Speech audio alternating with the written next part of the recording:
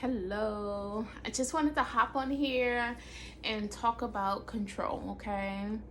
So, control is something that I've really had to work with. Me being a Leo, a fire sign, we like control. And people overall like control because it makes you feel safe. It's sometimes an illusion of safety depending on um what we want to control and whatnot. But a lot of times we want to control is because we want to feel safe. We want to feel like we are in power of a situation, and that makes us feel safe, okay? And a lot of times, if we've been hurt or if we have been wronged or if we haven't had control in our lives, a lot of times as children, we had no control. And so we feel like we want that control in order to heal that wounded child. Now, control can really mess us up. Wanting to control other people, that can really trip us up and stop us to where we're trying to go. It can really stop us from creating what we want to create. A lot of times when we try to control others, it kind of just backfires on us, and we always get our feelings hurt no matter what. If we try to control others, yeah, we might win a battle, but we don't win the full out quote unquote war, okay? We're always going to get our feelings hurt when we could try to control other people. And there's like three parts of control that I've realized that were kind of tripping me up throughout life, and that I was able to get through them by just thinking about control in a different way and thinking about how it works in a different way. Okay, so the first part of control is, yes, controlling others. When you try to control others, you're going to get your feelings hurt because nobody could really control others. I don't care if it's an animal, I don't care if it's a child, or if it's somebody that's an adult. If you might be a manager and you try to control somebody, you can't control them. It doesn't matter if you're the manager or if you're the boss or whatever. You're gonna get your feelings hurt. So you might as well find a different way to do it, okay? And a lot of times when we try to control others, it's really that we're asking control for ourselves. We are really looking to control ourselves more. And when you direct that energy back into yourself and controlling yourself, then that need or that feeling to wanting to control others, that dissipates and that leaves. And it just opens up a space for you to feel more comfortable in moving forward. And it opens up a space for you to create and manifest more easily. And more from a heart level, okay? The second part of control that I wanted to talk about was controlling ourselves. Okay, so we slip right into it, controlling ourselves. Now, to control ourselves, there is always a dance with the divine or source energy or God, whatever you choose to call it. There's always a dance that goes with it as you control yourself, okay? Because you have your higher mind that is directly connected to source, and then you have your ego mind that really loves control. That ego mind, especially the negative ego, which a lot of us are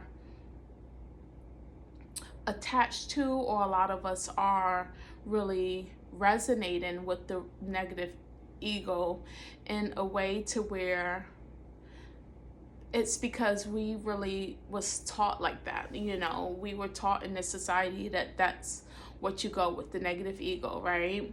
But it's simply not true. It's simply like the negative ego wants the control,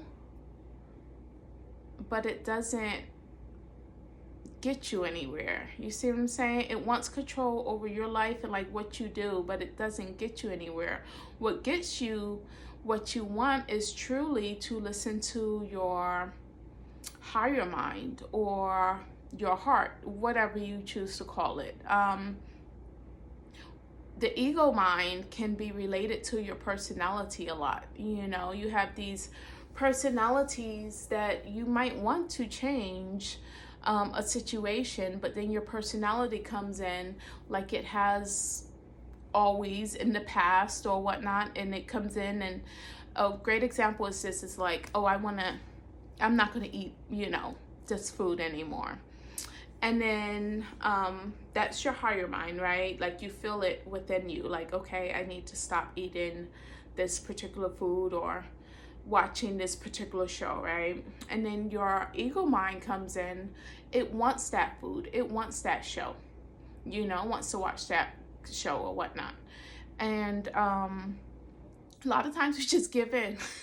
We just give in and we're eating the food, and we're still thinking like, dang, I wasn't supposed to eat that food, and you're still eating it, and that is the ego mind. Okay, that is the ego mind wanting that control. That is, an aspect of your personality that you develop that you can change.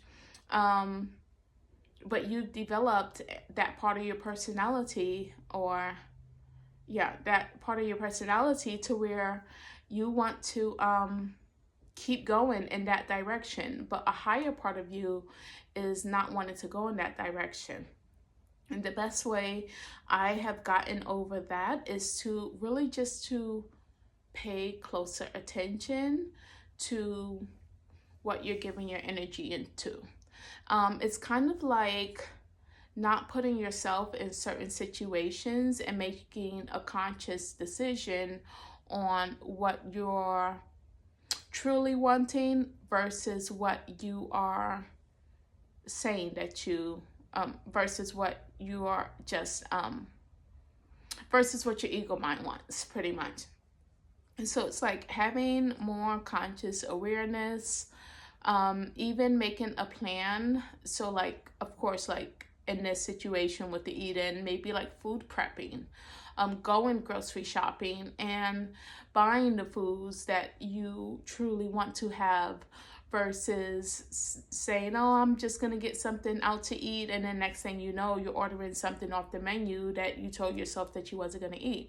So to think of it in a way beforehand is really helpful. Even this works with like stopping smoking, or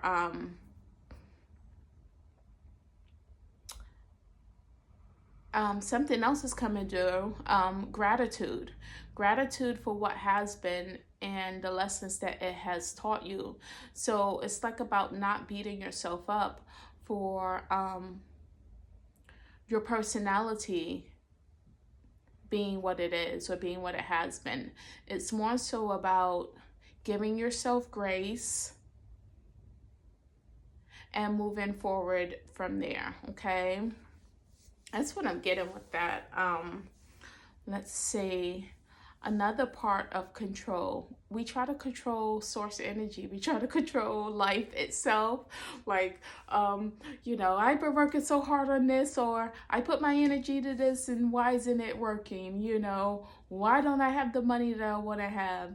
And that is really simple. That part is like, we just have to get on the same wavelength as source energy. It's more so like, we just have to listen to our hearts. So it's kind of like the second one, controlling ourselves. It's really about listening to our hearts, listening to our higher selves, and moving from there, and allowing the ego, or the negative ego anyway, to take a seat back, to just be, because it's not the leader, and it tries to be the leader, but it is not. And we, as the observer, you can allow yourself to move forward from a place of observing and then choosing.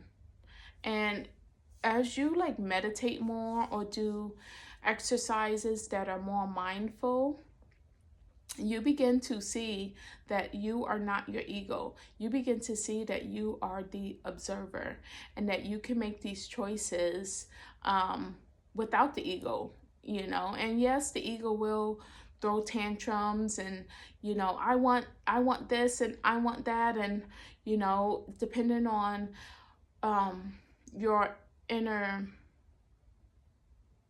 communication with yourself, you know, it might get pretty mean towards you or towards other people, you know, depending on maybe how you was spoken to as a child or whatnot. Allow it to be, give it grace, and move forward with what you know is right for you on a higher level. I guess that's what I just wanted to come on here and say about control, because I know that is like I know it's something that a lot of people struggle with in relationships and in relationship with themselves, and then creating what they want in their lives. So I guess I'll come back and expound on it a little bit more. If you have any questions, just let me know, and I will see you later. Peace. Love you.